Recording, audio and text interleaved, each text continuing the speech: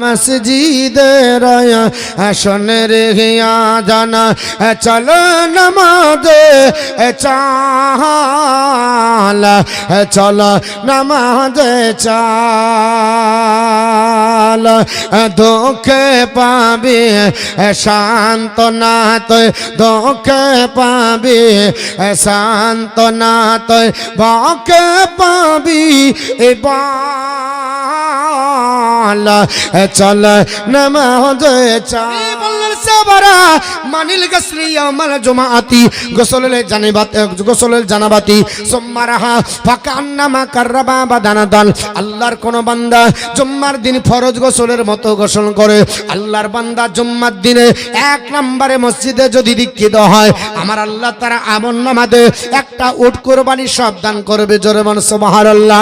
আপনি বলবেন হুজুর আমি এক নাম্বার যদি না হতে পারি, আমার নবী বললেন শুনে রেখে দাও, মানরাহা ফিসাতি সানিয়াতি, আল্লাহর বান্দা যদি দুই নাম্বার হয়, ফাকা আন্নামা কাররাবা বাকারাদান, সে যেন আল্লাহর রাস্তাতে একটা গাভী কুরবানি করলো। জোরে বলেন সুবহানাল্লাহ। আপনি এক নাম্বার হতে পারলেন না, কম্পিটিশন করলেন, দুই নাম্বার হলেন, দুই নাম্বার হলে একটা গাভী কুরবানি আপনার নামায় আমলে আল্লাহ পাক সব দেবে, আপনি তাও হতে পারলেন না। মানরাহা ফিসাতি সালিসাতি, আল্লাহর বান্দা যদি তিন নাম্বার হয়, ফাকা আন্নামা কাররাবা কাবসান আকরানান, সে যেন আল্লাহ রাস্তাতে একটা আপনার সিং বিশিষ্ট মেষ কুরবানি করলো, আপনি তাও হতে পারলেন না। বলে হুজুর আমি চার নাম্বার যদি হয় আমার জন্য কোনো পুরস্কার আছে নাকি? আল্লাহর নবী পবিত্র জবানে বলেন, মানরাহা ফিসাতি রাবিয়াতি, আল্লাহর বান্দা যদি চার নাম্বার হয়, ফাকা আন্নামা কাররাবা দাজাজাদান, সে যেন আল্লাহ রাস্তাতে একটা মোরগ আপনার মোরগ কুরবানি করলো। যদি তাও না হতে পারে, আপনার পাঁচ নাম্বার হবে, সান্ত্বনা পুরস্কার আমার আল্লাহ দেবে। নবী বললেন, মানরাহা ফিসাতিল খামিসাতি, আল্লাহর বান্দা যদি পাঁচ নাম্বার হয়, ফাকা আন্নামা কাররাবা বাইজাদান, সে যেন আল্লাহ রাস্তাতে একটা ডিম কুরবানি করলো। জোরে বলেন সুবহানাল্লাহ।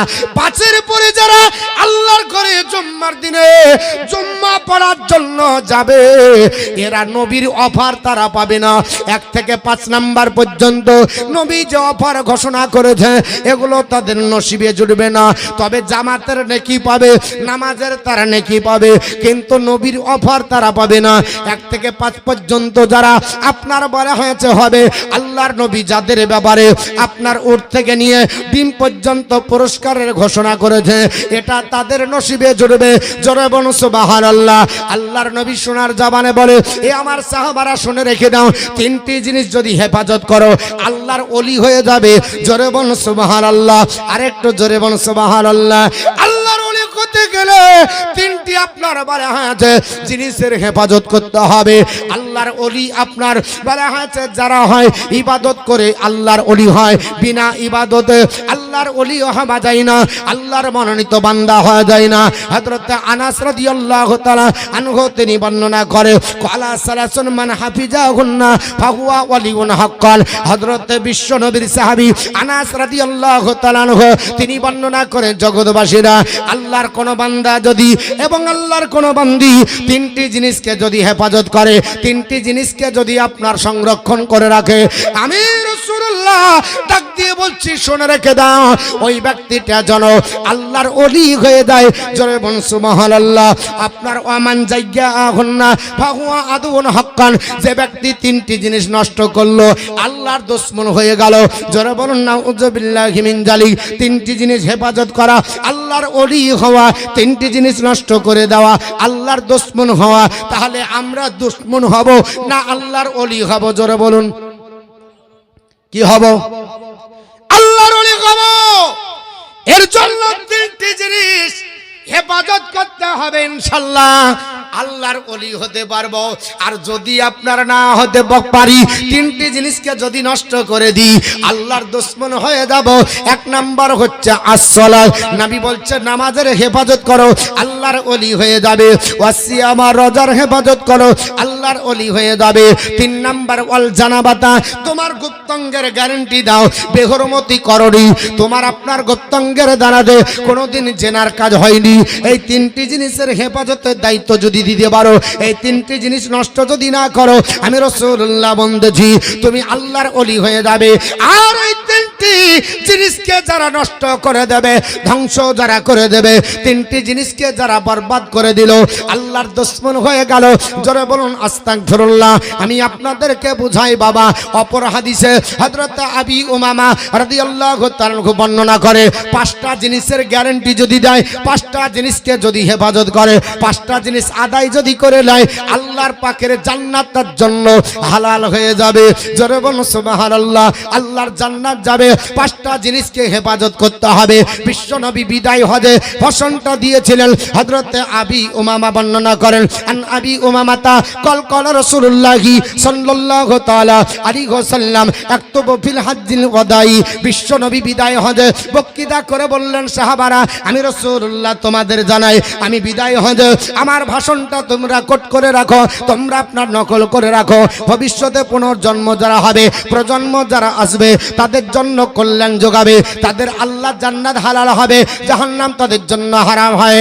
এই পৃথিবীর মানুষ, আল্লাহর নবী কত সুন্দর আপনার বলে হাতে ভাষণ দিলেন, নবীর বক্তৃতা কত সুন্দর। আমার নবী বক্তৃতা করলেন, বিশ্ব নবী বললেন কফা কলা, নবী আমার বললেন ইত্তাকুল্লাহ রাব্বাকুম। এক নাম্বার হলো আল্লাহকে ভয় করো। জোরে বলুন সুবহানাল্লাহ। এক নাম্বার আল্লাহকে ভয় করো। পৃথিবীর কোনো মোল্লা নাই, পৃথিবীর কোনো নেতা নাই, পৃথিবীর কোনো মুন্সি নাই, পৃথিবীর কোনো মাওলানা নাই, একমাত্র যাকে ভয় করে চলবো তিনি হলো আমার রব, আমার আল্লাহকে ভয় করে চলবো। এক আল্লাহকে আপনার বিশ্বাস স্থাপন করে যদি আল্লাহর ভয়ে জীবন যাপন করতে পারি, তাহলে আপনার বলা হয়েছে জান্নাতের রাস্তা হয়ে গেল। দুই নাম্বার নবী বললেন, আপনার সল্লো খামসাকুম, পাঁচ ওয়াক্ত নামাজ পড়ো, পাঁচ ওয়াক্ত নামাজে যেন কোনো গাফিলাতি না হয়ে যায়। পাঁচ ওয়াক্ত নামাজের সম্পর্কে বিশ্বনবী বললেন, তোমরা পাঁচ ওয়াক্ত নামাজ আদায় করো। তিন নাম্বার নবী বললেন, এ আমার সাহাবারা, ও আপনার সুমো সাহারাকো, তোমরা রমজান মাসের রোজা তোমরা আদায় করো। চার নাম্বার নবী বললেন, ও আদ্দু যাকাতা আমওয়ালিকুম, তোমাদের মালের যাকাত আদায় করো। পাঁচ নম্বরে নবী বললেন, সাহাবারা, ও আতিউ যা আমরাকো, তোমাদের মধ্যে নেতা যারা হবে, নেতার নেতৃত্ব মেনে চলো। আপনার পাঁচ নম্বরে নবী বললেন, নেতার নেতৃত্ব মানো। যদি এই পাঁচটা জিনিস মানো, তাদখুলু জান্নাতা রাব্বাকুম, তোমরা তোমাদের প্রভুর জান্নাতে যাবে। জোরে বলুন সুবহানাল্লাহ। আমরা কোন নেতা মানবো? আমরা ধরেছি ওই নেতা যে নেতা কালভেট চুরি করে খায়, আমরা ওই নেতা ধরেছি রাস্তার রড চুরি করে খায়, আমরা ওই নেতা ধরেছি যিনি গোটা ব্রিজকে আপনার পেটে ভরে, আমরা ওই নেতা ধরেছি যিনি চাকরি পর্যন্ত খেয়ে নেয়। এই নেতার কথা বলা হয়নি। আল্লাহর আপনার কোরআনে অপর জায়গায় মহান আল্লাহ পাক বলে, আতিউল্লাহ ওয়া আতিউর রাসূল ওয়া উলিল আমরি মিনকুম, তোমরা আপনার পৃথিবীর জমিনে শুনে রেখে দাও, আমি রাসূলুল্লাহ, আমি আল্লাহ পাক বলছি শুনে রেখে দাও, তোমরা আল্লাহর ইতাআত করো, রাসূলুল্লাহর ইতাআত করো।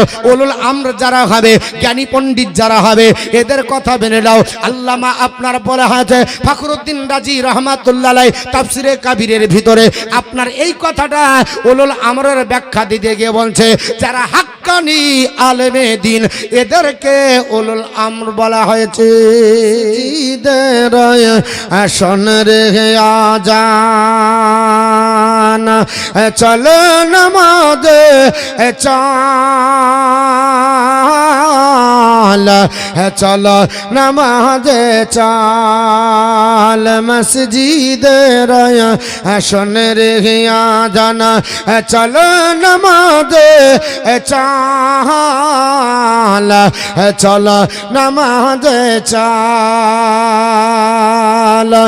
দুঃখে পাবি সান্ত্বনা তুই, দুঃখে পাবি সান্ত্বনা তুই, বকে পাবি বল,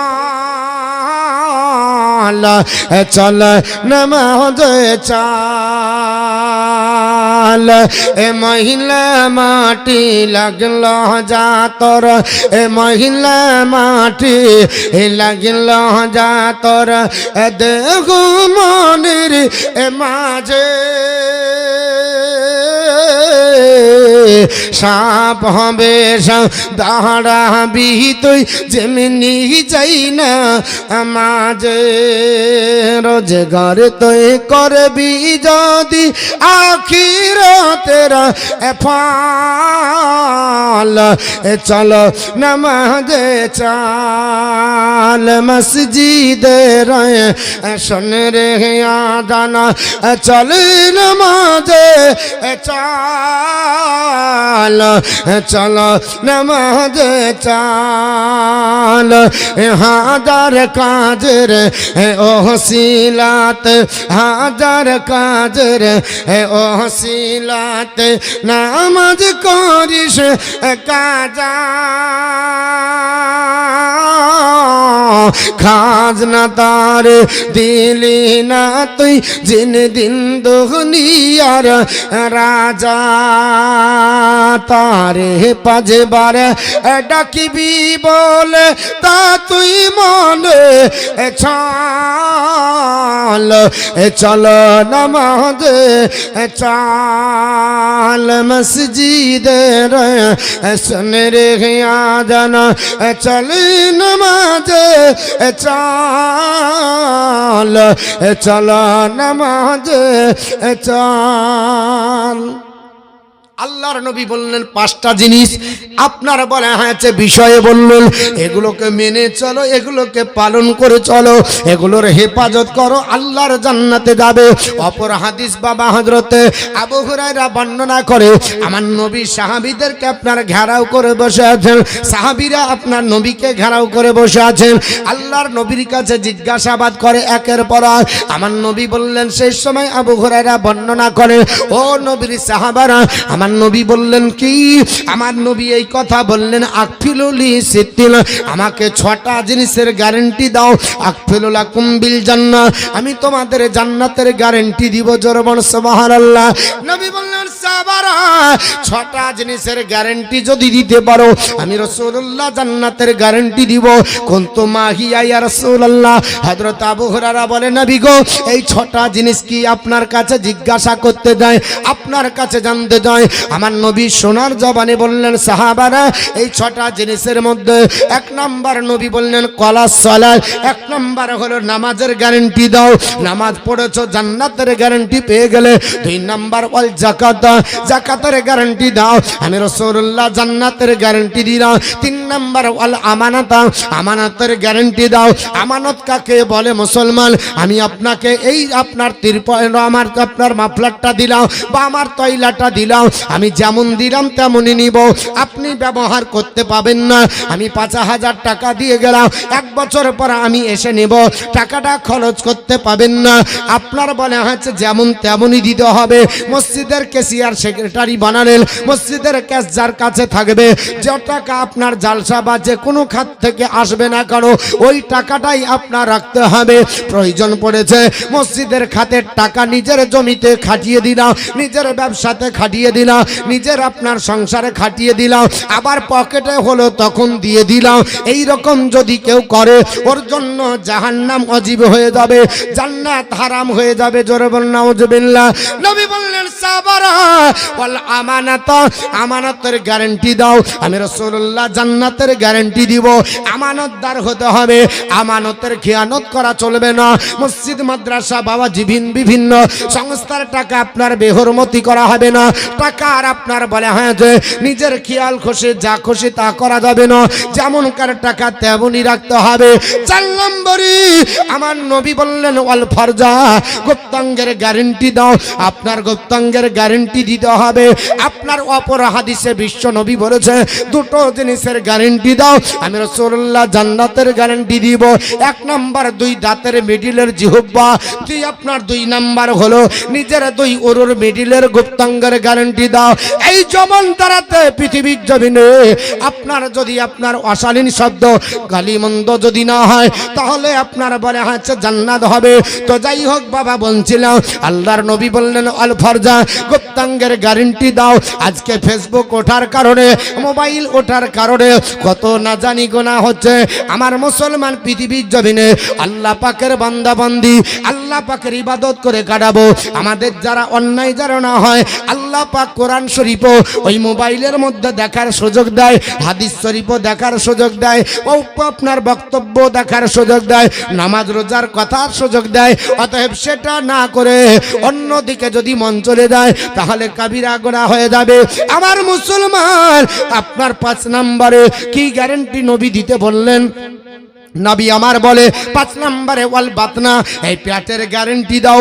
এটা হলো একটা গোডাউন বাবা, যেমন মাল রাখবেন তেমনই রাখা হবে, তবে হালাল খাবার দিয়ে যদি গোডাউন ভর্তি করেন, আমার আল্লাহ পবিত্র কোরআনে বলেছে, ও জগৎবাসী তোমরা শুনে রেখে দাও, ইয়া আইয়ুহাল্লাযীনা আমানু কুলু মিন তাইয়্যিবাতি মা রাযাকনাকুম, আমার ঈমানদার বান্দা বান্দীরা তোমরা ওই খাবারগুলো খাও যেগুলো আমি আল্লাহ পাক তোমাদেরকে রুজি হিসাবে পবিত্র করে দিয়ে পাঠিয়েছি। পবিত্র রুজি খেতে হবে, হারাম দিয়ে গোডাউন ভর্তি করা যাবে না, হালাল খাবার দিয়ে গোডাউন ভর্তি করতে হবে। খাবার খাবার পরে আপনার হাত মুছবেন আর চলে যাবেন, বলবেন ঝাল বেশি হয়েছে, লবণ বেশি হয়েছে, আপনার সিদ্ধ কম তা না। আপনি কি করবেন? খাবারটা খাবার পরে আল্লাহ বলছেন, ওরে আমার বান্দা বান্দিরা, আমার হালাল রুজি খাবার পরে ওয়াসকুরু লিল্লাহি ইন কুনতুম ইয়্যাহু তা'বুদুন, তোমরা আল্লাহর শুকরিয়া আদায় করো যদি তোমরা আল্লাহরই ইবাদত করো। আজকে মুসলমান পৃথিবীতে আমরা দাওয়াত দিই সুনাম অর্জনের জন্য, আমরা দাওয়াত দিই মানুষদেরকে, আপনার খাবে খাবার পরে আমার জন্য দোয়া করবে, আল্লাহর শুকরিয়া আদায় করবে, না হলে বলে পারে না তো দাওয়াত দেয় কেন? আবার কোথাকার বাবচ্চি রে, ঢং নাই, মাংস সিদ্ধ হয়নি, আবার ঝাল বেশি লবণ কম, হয় না বাবা। এ মুসলমান, আল্লাহর কোরআনে শিক্ষা দিল, খাবার খাবার পরে পবিত্র খাবার খাবা, হালাল খাবার খাবার পরে তোমরা বলো আশকুরুলিল্লাহ, আল্লাহর শুকরিয়া আদায় করো। বলে কি বলে করব? আপনি বলেন কিছুই যদি না বলেন, অন্তত এটা বলেন আলহামদুলিল্লাহ। এটা যদি বলেন, আল্লাহর সবচাইতে বড় শুকরিয়া আদায় হয়ে যাবে। আমার মুসলমান বলার উদ্দেশ্য হলো, আল্লাহর বান্দা বান্দি পৃথিবীর জমিনে আমরা আল্লাহ পাকের আপনার বান্দা বান্দি। এই সূরা বাকারার 172 নম্বর আয়াত থেকে আজ পৃথিবীর জমিনে বদনাম করা বন্ধ করতে হবে। স্ত্রীর রান্নাতে ভুল হতে পারে, এর জন্য আপনার বলা হয়েছে তাদের আপনার পিঠের চামড়া তোলা হবে না, কারণ আপনি খাবার খাবার পরে আল্লাহর শুকরিয়া আদায় করেন। কারণ আপনার স্ত্রী প্রাণ চেষ্টা করে স্বামীর জন্য আপনার স্বামীকে রান্না করে দেব, আপনার স্বামীর স্বামী আপনার হাসি খুশি দেখাবে, আমার জন্য আপনার স্বামী আমার মুখের দিকে চাইয়ে মুস্কি হাসি দিবে। আর আপনার চেহারা দেখলে স্বামী আপনার চেহারা দেখে স্ত্রী ভয়ে কাতর হয়ে যায়, আপনার বাংলার পাঁচের মতো মুখ হয়। এটা আল্লাহর কোরআনে শিক্ষা দেয়নি। 6 নম্বরে বিশ্বনবী বললেন সাহাবারা ওয়াল লিসানা, জিহ্বার গ্যারান্টি দাও। এই জিহ্বার দ্বারাতে ছন্দে বন্দে কথা বলনি, যা খুশি তাই বলনি, সীমা লঙ্ঘন করনি, বাম্পার মেনটেন করতে হবে। আমার মুখ মানে যা খুশি তাই বলবো। মাঝে মাঝে রাস্তাতে বাম্পার থাকে না? থাকে বাপ, কেন দেয়? আসতে যাবেন, ওখানে বিপদ হতে পারে, স্কুল আছে, মাদ্রাসা আছে, মসজিদ আছে, টার্নিং আছে, বিভিন্ন অ্যাক্সিডেন্ট হওয়ার সম্ভাবনা থাকে বলে ওখানে একটা বাম্পার দেয়। গাড়িওয়ালা 80-তে 80, বুলেট গাড়ি, 8 টায়ার গাড়ি, বাপের টাকার গাড়ি, পিকআপ হাই স্পিডে চলছে। আচ্ছা বলেন, ওই বাম্পারের কাছে 80-তেই চলবে না কমাবে? কমিয়ে 20-তে নিয়ে এসে বা 30-এ নিয়ে এসে বা 10-এ নিয়ে এসে গাড়ির ক্লাস ধরে আস্তে করে বাম্পার পার হয়ে আবার জোরে দিবে। কেউ যদি বলে বাপের টাকার গাড়ি কিনেছি 3.5 লাখ টাকা দাম বুলেট, তোর বাম্পার 3 পয়সার দরকার নাই, একেবারে হাই স্পিড যদি 80-তে চলে, তো বলেন গাড়ি ওর হাতে থাকবে তো? ওই একদিকে যাবে, বাম্পার থেকে যাবে ওখানে, ওই একদিকে যাবে, গাড়ি আর একদিকে যাবে, যাবে কিনা?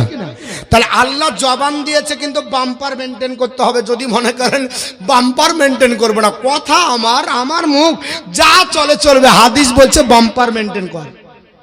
নবী বলছে খবরদার যাহা আপনার বলে হচ্ছে জিও আপনার জবান দিয়েছে, আল্লাহ জিহ্বা দিয়েছে, তার মানে এই নয় যা খুশি তাই করবে, বাম্পার মেনটেন করো, ইসলামিক রুলস মেনে চলো, যা খুশি তাই নাই, সব সময়তে বাম্পার মেনটেন করতে হবে।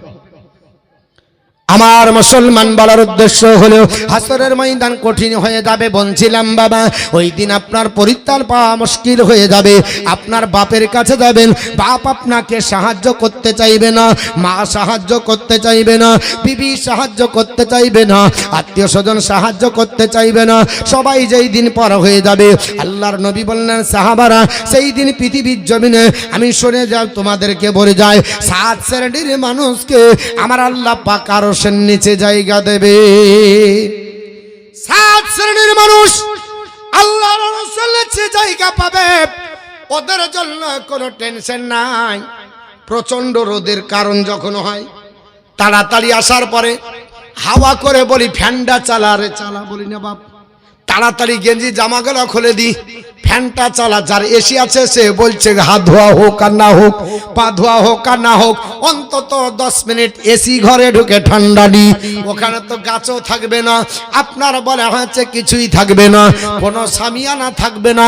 তবে সামিয়ানা গাছ বা আপনার বলে হচ্ছে মেঘমালা কিংবা পাখির ঝাঁকের একটা হাওয়া, আপনার ছায়া পাওয়া যাবে। নবী বলেছে ওই সূরা বাকারা আর সূরা আল ইমরান যদি তেলাওয়াত করে, জোরে বলুন সুবহানাল্লাহ, সূরা বাকারা কিংবা সূরা আল ইমরান এই দুটো সূরা যদি তেলাওয়াত করে, অপর হাদিসে আল্লাহর নবী বলেছে সাহাবারা আপনার বর্ণনা করে সূরা বাকারার লাস্টের দুটো আয়াত আল্লাহর বান্দা বান্দি যদি তেলাওয়াত করে আমল করে যায়, কিয়ামতের দিন হাসরের ময়দানে প্রচন্ড রোদের কারণে সবাই নাফসি নাফসি করবে, প্রচন্ড রোদের কারণে মগজগুলো টকবাক করে পড়বে।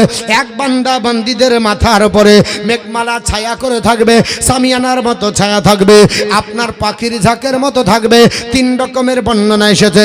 সাহাবী রাসূলরা আপনার নবীকে জিজ্ঞেস করেছিল তো বাবা এই রকম থাকবে, সেই দিন আপনার অবাক হয়ে আল্লাহর বান্দা জিজ্ঞাসা করবে কি ব্যাপার তোমরা কারা?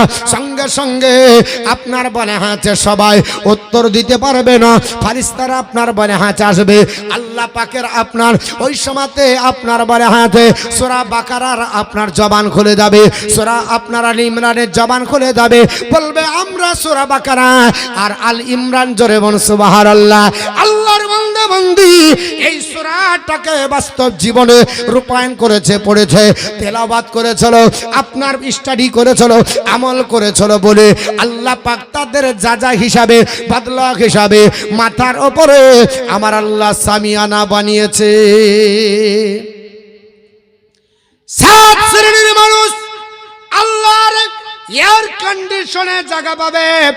এদের মধ্যে 1 নাম্বার যিনি হবেন তার কথা এসেছে প্রথমে। আল্লাহর নবী বলেছেন ইমামুল আদিল, জাসরোলার নাই পরায়ণ দেশের শাসক। যিনি নেতা হবে, নেতার নেতৃত্ব জনকল্যাণমূলক যদি হয়, জনগণের উপকারের জন্য যদি হয়, বেহুরমতি যদি না করে, ইসলামিক আইন বিরোধী কাজ যদি না করে, নবীর সুন্নাতের বহির্ভূত যদি না করে, নবীর সুন্নতি তরিকায় নেতৃত্ব দিলে ওই নেতা জাহান্নামে যাবে না, কবরে চিন্তা থাকবে না, হাসরে চিন্তা থাকবে না, ওই নেতার জায়গাটা আল্লাহর আরশের নিচে। জোরে বলুন সুবহানাল্লাহ। আর এখন আমাদের নেতা যদি হতে পারে 12টা না হলে ঘুম ভাঙে না, ঠিক না বেঠিক বাবা? কারণ আমি তো আপনার গরিবের ছেলে নয়, আমার কেন ঘুম ভাঙবে রাত্রে বেড়াতে? ফজরের পড়ার দরকার নাই, একেবারে 9টার সময় ভাঙে, কারণ বড় লোকের ঘুম 9টার সময় হয় না। না মুসলমান, রাত্রে ঘুম ভাঙান ফজরের সময়, ফজরের নামাজের পরে আল্লাহর কোরআন স্টাডি করেন। ভদ্র সমাজ কোরআন পড়ে না, হাতে যদি 10 মিনিট সময় পায় একটু গণশক্তি পড়ে, আনন্দবাজার পড়ে, টেলিগ্রাফ পড়ে, কলম পত্রিকা পড়ে টাইম কাটিয়ে দেয়। অথচ নবী বললেন সাহাবারা আমি রাসূলুল্লাহ তোমাদের জানাই রাত্রিবেলায় ঘুমানোর আগে তোমরা যখন বিছানাগত হবে ওই সময় কোরআনের একটা খতম দিয়ে ঘুমাও। সাহাবারা বললেন নবী গো 1 খতম দিয়ে যদি ঘুমায় সারা রাত্রি পার হয়ে যাবে, আমরা কি করে আপনার 1 খতম দেব?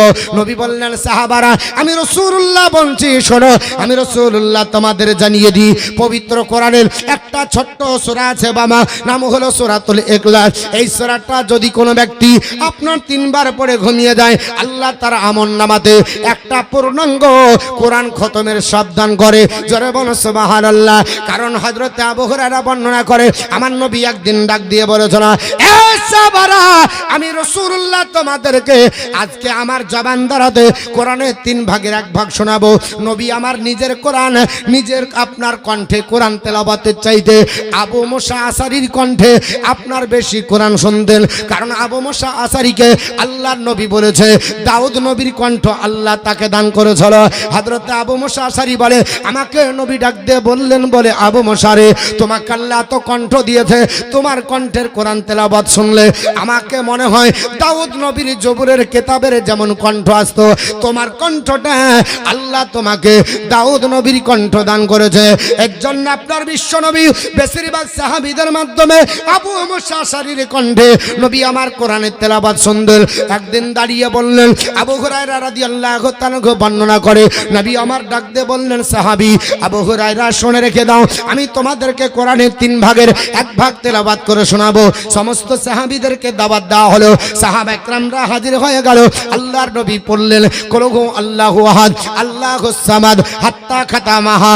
নবী এই সূরাটা শেষ পর্যন্ত, অর্থাৎ লাম ইয়ালিদ ওয়া লাম ইউলাদ ওয়া লাম ইয়াকুল লাহু কুফুয়ান আহাদ, এই সূরাটা পড়ে নবী চলে যাচ্ছেন। হযরত আবু হুরায়রা বললেন, ওগো নবী, আপনি বললেন আপনার কোরআনের 3 ভাগের 1 ভাগ শোনাবেন। নবী আমার ডাক দিয়ে বলেছিলেন, এ আবু হুরায়রা শুনে রেখে দাও, আল্লাহ ছোট্ট সূরাটাকে এত আহমিয়তপূর্ণ করেছে, এত বরকতপূর্ণ করেছে, এত আপনার বরকতপূর্ণ করেছে।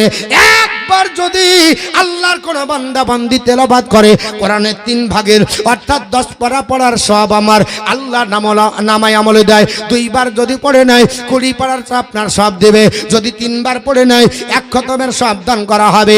আল্লাহর নবী বললেন, শুধু তাই নয়, 10 বার যদি পড়ে একটা আল্লাহর জান্নাতের কামরা বরাদ্দ হবে। 24 বার যদি পড়ে তাহলে 2টা জান্নাতের কামরা বরাদ্দ হবে। হযরত ওমরের ফারুক আযম রাদিয়াল্লাহু তাআলা বললেন, ইয়া রাসূলুল্লাহ, ইয়া হাবিবাল্লাহ, এমন একটা রাত্রি অতিবাহিত হয় না, এমন একটা আপনার রাত্রি কাটাই না যে ওমর বিছানায় শুয়ে 100 বার করে সূরাটা আপনার তেলাওয়াত করে না। ওগো নবীজি, আমি এই সূরাটা প্রতিদিন বিছানায় 100 বার করে পড়ি। নবী বললেন, ওমর, আল্লাহ পাক তোমার আমলনামাতে 10টি জান্নাতের কামরা দান করবে। আর আমরা কোরআন তেলাওয়াত করি না, নামাজ পড়ি না। মারা কখন পড়বে? রমজান মাসে। যেই দিন রমজান আসলো বান্না ঠুকে লাগলো, এমন লাগা লাগবে ফজর পর্যন্ত পড়বে না। এসার আপনার বলা হয়েছে, চিন্তা করেছে এসার নামাজের পরে তাড়াতাড়ি ঘুমা, ফজরে উঠতে হবে ভাত রান্না করতে। রান্না করার পর তাড়াতাড়ি 2টো খেয়ে পড়তে বসলো, একেবারে 8টা বাজার নামাজের কোনো আপনার খবর নাই। মা বোনেরা, নামাজ পড়ার পরে কোরআন পড়েন, কারণ কোরআন পড়লে আল্লাহ পাকের যদি ফজরে কোরআন কেউ পড়ে, আমার আল্লাহ পাক বলেছে, ইন্নাল কোরআন ফজরে কানা মাশহুদা। ফজরের তেলাওয়াত করা কোরআন কিয়ামতের দিন আল্লাহর দরবারে সাক্ষী হয়ে দাঁড়িয়ে যাবে। জোরে বলুন সুবহানাল্লাহ। ফজরে কোরআন তেলাওয়াত করেন। যদি বলেন যে টাইম পাচ্ছি না, দিনে তাড়াতাড়ি উঠতে হবে। আর আপনার দেখবেন অনেক ব্যক্তি ইট কাটবো বলছে। এখন আপনাদের এখানে ভাটা আছে কিনা নাই, আমরা জালসা করে যাই, যাওয়ার সময় কারো সঙ্গে দেখা হয় না। 2টো পার্টির সঙ্গে বেশি দেখা হয়। একটা হচ্ছে শ্রীগাল বাপ, এরা আপনার দিনের বেলাতে কিছু করে না, রাত লাগলে বেটারা ঘুমায় না। আর একটা মানুষের সঙ্গে দেখা হয়, সব হচ্ছে লেবার শ্রেণী, এরা রাত্রি 2টোর সময় উঠে আপনার ভাটাতে চলে যায়। ঠান্ডা তাদেরকে লাগে না, তাদেরকে আপনার শীত লাগে না। সকাল হতে না হতেই 1000 পেরে শেষ, ঠিক না বেটিং বাবা? আর আপনার রাতের বেলাতে কোরআন তেলাওয়াত করে না। যত তাড়াতাড়ি যাবে তত দিনটা ভালো হবে, যত বেশি কাজ করবে তত মুনাফা লাভ হবে। আল্লাহর নবী বলে, ফজরের পরে কোরআন যদি কেউ তেলাওয়াত করে, বিশেষ করে সূরা ইয়াসিন পড়ে যদি দিন শুরু করে, আমি রাসূলুল্লাহ বলছি গোটা দিনটাতে আল্লাহ তার চাহিদা পূর্ণ করে দেয়। জোরে বলো সুবহানাল্লাহ। পৃথিবীর জমিনে একবার যদি সূরা ইয়াসিন তেলাওয়াত করে, আল্লাহর নবী পবিত্র জবান দ্বারা বলেছে 10টা কোরআন খতম তোলার সব আমার আল্লাহ দান করবে। অথচ কোরআন তেলাওয়াত হয় না। আমার আপনার বাবা জানেরা, আমার মা জানেরা, বাচ্চাদেরকে কোরআন পড়েন। ইফ ইউ রিড দ্য কোরআন, তুমি যদি কোরআন পড়ো, ইউ উইল ফাইন্ড গুডনেস, তোমার নেকি হবে। পড়তেও যদি না পারো, তুমি আপনার টাচ দা কোরআন, কোরআনকে স্পর্শ করো, ইউ উইল ফাইন্ড গুডনেস, তবুও তোমার নেকি হবে। ছুতেও যদি না পারো, আপনার বারে হাত আল্লাহর ঘরে আল্লাহর কোরআন আছে, বাড়িতে কোরআন আছে, সময় হাতে জুটলো না, বিভিন্ন কাজে চলে যাব, লুক এট দা কোরআন, কোরআনের দিকে তাকিয়ে নাও, ইউ উইল ফাইন্ড গুডনেস, তবুও তোমার নেকি হবে। কারণ Quran is a burning miracle, কোরআন আল্লাহর জ্বলন্ত মজেদা। যে কোরআনকে দেখলেও নেকি হয়, পড়লেও নেকি হয়, আপনার ধরলেও নেকি হয়। ওই কোরআন থেকে কি করে মুসলমান বঞ্চিত হয়, কোরআন থেকে দূরে থাকে কি করে? বাচ্চাদেরকে, ছেলে মেয়েদেরকে কেন কোরআনের জ্ঞান দিতে পারি না? ইফ ইউ টিচ ইওর সন্তান নলেজ অফ দ্য কোরআন, আপনার ছেলে মেয়েকে কোরআনের জ্ঞান দেন, কোরআন উইল টিচ ইওর সন্তান knowledge of the whole all. আপনার ছেলে মেয়েকে কোরআন সারা বিশ্বের জ্ঞান দিবে। জোরে বলুন সুবহানাল্লাহ। সারা বিশ্বের জ্ঞান আল্লাহর কোরআন থেকে পাওয়া যায়। ম্যাথামেটিক্সের জ্ঞান আল্লাহর কোরআন দিতে পারে, আপনার ভৌত বিজ্ঞানের জ্ঞান আল্লাহর কোরআন দিতে পারে, কেমিস্ট্রির জ্ঞান আল্লাহর কোরআন দিতে পারে, জীবন বিজ্ঞানের জ্ঞান আল্লাহর কোরআন দিতে পারে, দর্শনের জ্ঞান আল্লাহর কোরআন দিতে পারে, সাহিত্যিকের জ্ঞান আল্লাহর কোরআন দিতে পারে। সারা বিশ্বের জ্ঞান যদি কোনো জায়গায় খুঁজতে হয়, আল্লাহর কোরআন স্টাডি করুন। কারণ Quran is a religious book in which Allah has given the knowledge of the whole all. Quran এমন একটা ধর্মগ্রন্থ, সারা বিশ্বের জ্ঞান আল্লাহর কোরআনে আছে। জোরে বলুন সুবহানাল্লাহ। শুধু তাই নয়, গোটা মানব জাতির জন্য চূড়ান্ত সংবিধান আল্লাহর কোরআন। বাবা, Quran is the ultimate constitution for human race. Quran হলো মানব জাতির জন্য চূড়ান্ত সংবিধান। অথচ কোরআন রেখে দিয়ে বিভিন্ন কাজে ব্যস্ত, কেউ নাট্য নিয়ে ব্যস্ত, কেউ নোবেল নিয়ে ব্যস্ত, কেউ পেপার নিয়ে ব্যস্ত। আল্লাহর কোরআন তেলাওয়াত করি না, নামাজের ধার ধারি না। আমার নবী বললেন, সাহাবারা, পৃথিবীর জমিনে তোমরা শুনে যাও, 7 শ্রেণীর মানুষকে আরশে আজিমের আপনার ছায়া আল্লাহ দান করবে। 1 নম্বরে যারা হবে ইমামুল আদিল, যিনি হবে ন্যায়পরায়ণ শাসক হবে, দেশের নেতা যিনি হবে, ওই নেতার নেতৃত্ব দিয়ে জনগণের কল্যাণ হবে। ওদের জায়গাটা আল্লাহর আরশের নিচে হবে।